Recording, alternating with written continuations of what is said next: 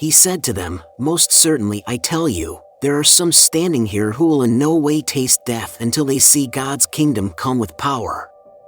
After 6 days Jesus took with him Peter, James, and John, and brought them up onto a high mountain privately by themselves, and he was changed into another form in front of them.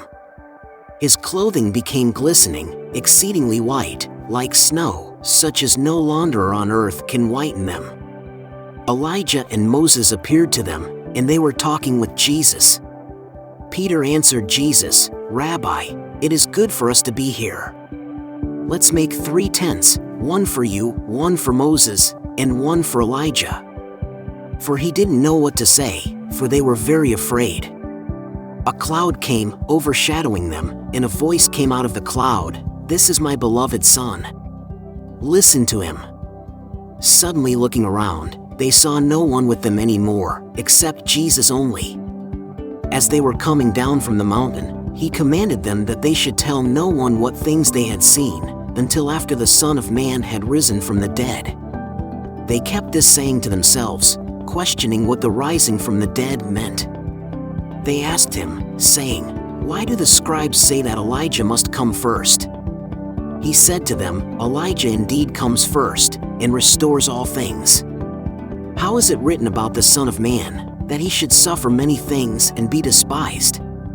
But I tell you that Elijah has come, and they have also done to him whatever they wanted to, even as it is written about him." Coming to the disciples, he saw a great multitude around them, and scribes questioning them. Immediately all the multitude, when they saw him, were greatly amazed, and running to him, greeted him. He asked the scribes, "What are you asking them?"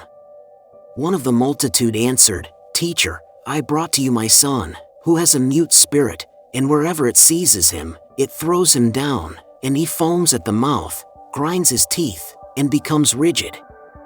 I asked your disciples to cast it out, and they weren't able."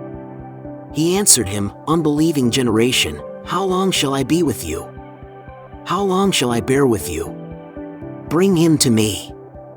They brought him to him, and when he saw him, immediately the spirit convulsed him and he fell on the ground, wallowing and foaming at the mouth. He asked his father, "How long has it been since this has been happening to him?" He said, "From childhood. Often it has cast him both into the fire and into the water to destroy him. But if you can do anything, have compassion on us and help us." Jesus said to him, "If you can believe, all things are possible to him who believes." Immediately the father of the child cried out with tears, "I believe. Help my unbelief." When Jesus saw that a multitude came running together, he rebuked the unclean spirit, saying to him, "You mute and deaf spirit, I command you, come out of him, and never enter him again." After crying out and convulsing him greatly, it came out of him. The boy became like one dead, so much that most of them said, "He is dead." But Jesus took him by the hand and raised him up, and he arose. When he had come into the house, his disciples asked him privately, "Why couldn't we cast it out?" He said to them, "This kind can come out by nothing but by prayer and fasting." They went out from there and passed through Galilee. He didn't want anyone to know it, for he was teaching his disciples, and said to them, "The Son of Man is being handed over to the hands of men, and they will kill him, and when he is killed, on the 3rd day he will rise again." But they didn't understand the saying, and were afraid to ask him. He came to Capernaum, and when he was in the house he asked them, "What were you arguing among yourselves on the way?" But they were silent, for they had disputed with one another on the way about who was the greatest. He sat down and called the 12, and he said to them, "If any man wants to be first, he shall be last of all, and servant of all." He took a little child and set him in the middle of them.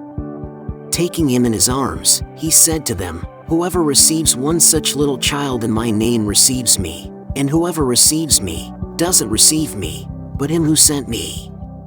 John said to him, "Teacher, we saw someone who doesn't follow us casting out demons in your name, and we forbade him, because he doesn't follow us."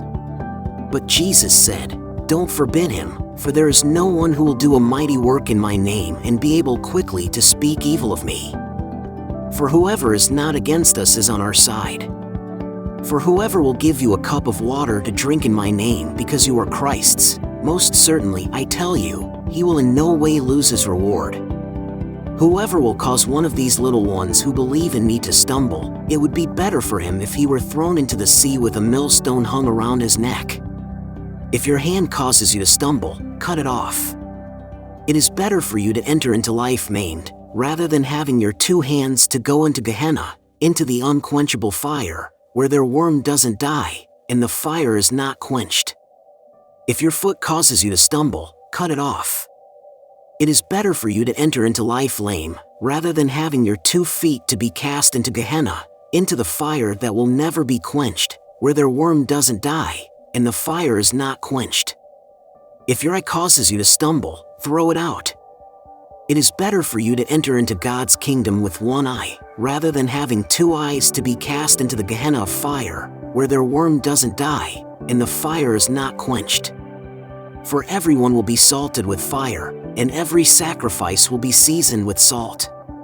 Salt is good, but if the salt has lost its saltiness, with what will you season it?